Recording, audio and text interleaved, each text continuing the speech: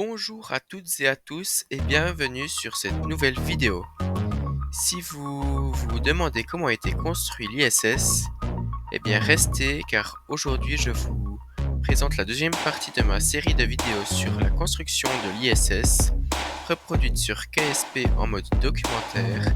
Allez, c'est parti, on décolle tout de suite à 400 km au-dessus de nos têtes, direction la Station Spatiale Internationale. Pour reprendre à la suite de la dernière vidéo, il y a maintenant l'expédition 1. C'est le premier lancement d'un Soyouz, donc la première mission habitée de la Station Spatiale Internationale, ce qui marque le début d'une présence permanente d'humains depuis cette mission-là à bord de l'ISS. L'équipage du Soyouz est composé de 3 hommes, 2 Russes et un Américain. L'Américain William Shepard qui est le commandant, le Russe Sergei Krikalev qui est l'ingénieur de vol, ainsi que le Russe Yuri Gitsenko qui est le commandant du Soyouz. Donc là, on enchaîne directement sur la séparation des 4 boosters qui sont appelés premier étage sur le Soyouz, qui forment la croix de Korolev, comme on l'appelle. Ensuite, le lanceur va se séparer des 2 coiffes aérodynamiques pour se libérer d'un poids, car les coiffes ne sont plus utiles une fois dans l'espace. Et juste après, le premier étage est découplé avec ce qu'on appelle un hot staging, c'est-à-dire que les moteurs du deuxième étage, en l'occurrence du troisième étage pour les Russes, va s'allumer avant de séparer le premier étage. C'est pour ça que là sur Kerbal Space Program, ça donne lieu à cette magnifique explosion. Une fois le lancement terminé, il faut séparer le Soyouz du Soyouz, donc du lanceur Soyouz, pour terminer le lancement. Ensuite, le vaisseau va aller progressivement rejoindre la Station Spatiale Internationale à 400 km pour venir s'y arrimer sur le port d'amarrage de Zvezda, tout à l'arrière de la Station Spatiale Internationale.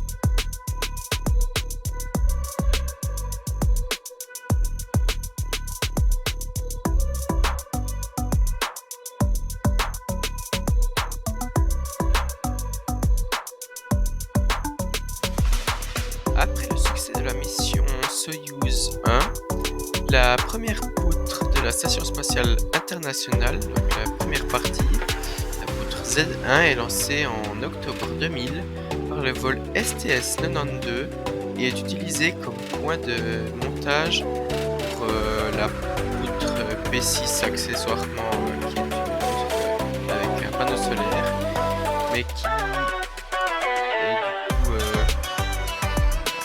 aujourd'hui utilisé comme point de fixation d'une autre partie de la poutre, qui est en fait vraiment l'élément central qui relie la poutre de panneaux solaires à la partie habitée de la Station Spatiale Internationale.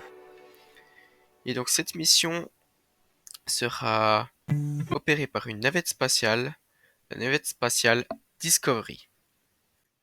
STS-92 est la 28e mission de la navette spatiale Discovery et la 5e mission vers la Station spatiale internationale. L'équipage est composé de 7 personnes, dont un japonais, le reste étant des Américains. Il y a Brian Duffy, commandant, Pamela Malroy, qui est le pilote, Koichi Wakata, qui est le spécialiste de mission japonais, Leroy Chiao, spécialiste de mission, Peter J.K. Bissoff, spécialiste de mission, Michael Lopez Alegria, spécialiste de mission, et William MacArthur, spécialiste de mission.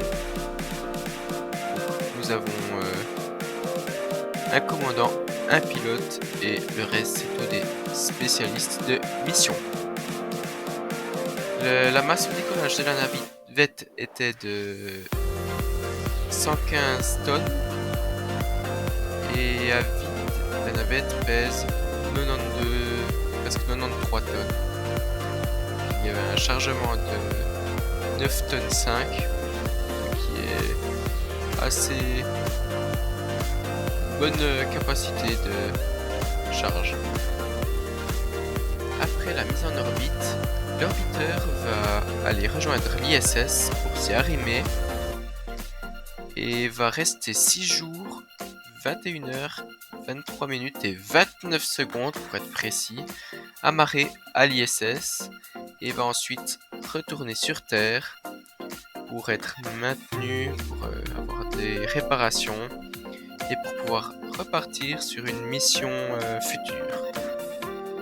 Une fois arrimé à l'ISS, la navette va utiliser son bras robotisé canadien nommé Canadarm pour installer le segment de poutre Z1 sur le nœud d'amarrage Unity et va également à l'opposé de cette poutre venir amarrer un adaptateur de docking pour que la navette elle-même puisse venir s'arrimer à un deuxième endroit sur la station de manière à pouvoir amener les modules suivants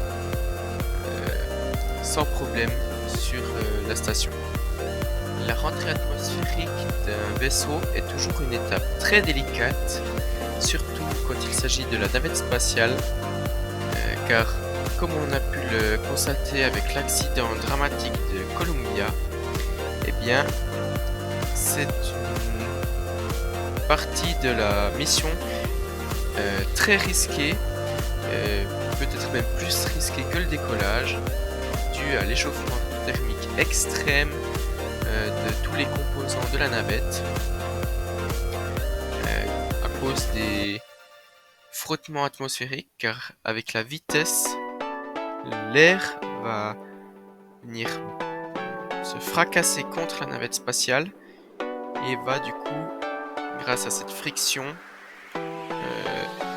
provoquer le réchauffement de la navette spatiale, et c'est ça qui va donner du coup ces flammes et cette bulle de plasma qui va d'ailleurs justement engendrer ce qu'on appelle le blackout, c'est-à-dire que c'est une période lors de la rentrée atmosphérique de pratiquement n'importe quel vaisseau pendant laquelle aucune donnée ne peut être transmise entre le sol et la navette, ni inversement. Le seul vaisseau à parvenir à faire des échanges, c'est Starship.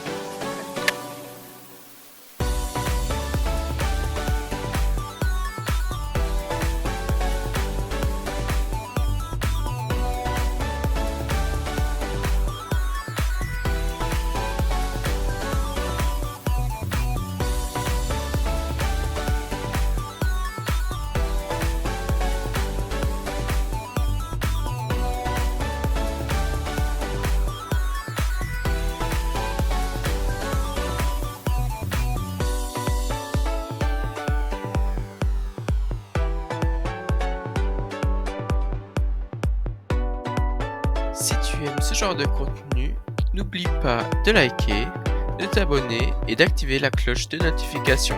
Et bien sûr, le commentaire fait toujours plaisir. Allez, à la prochaine pour une nouvelle vidéo. Tchuss!